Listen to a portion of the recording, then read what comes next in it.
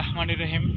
বৈশাখের এই বিকেল বেলায় রূপালী জলে আসলে এই যে পায়রা নদীটা, মূলত এই নদীর উৎপত্তিস্থল হচ্ছে বাকেরগঞ্জের পাণ্ডব নদী এবং সেখান থেকে প্রবাহিত হয়ে পটুয়াখালী, বরিশাল এবং বরগুনা তিনটি জেলা প্রবাহিত হয়ে বরগুনার আমতলী উপজেলার সোনাকাটা নামক একটি ইউনিয়নের ওখান থেকে বঙ্গোপসাগরে প্রবাহিত হয়েছে।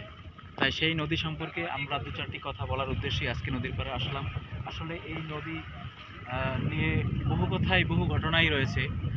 এর মধ্যে রয়েছে মানুষের হাসি, আনন্দ, বেদনা এবং সুখ দুঃখের অনেক স্মৃতি।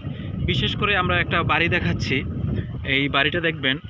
এই বাড়িটা একদম নতুন, ঠিক মাঠের মাঝখানে, আশেপাশে যোগাযোগের তেমন কোনো জায়গাও নেই।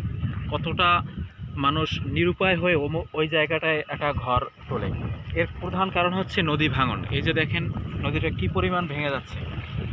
প্রতি বছর শত শত বাড়িঘর ভেঙে আজকে অনেক পরিবার নিঃস্ব হয়ে এই এলাকা ছেড়ে ঢাকা শহর সহ বিভিন্ন শহরে আশ্রয় নিয়েছে।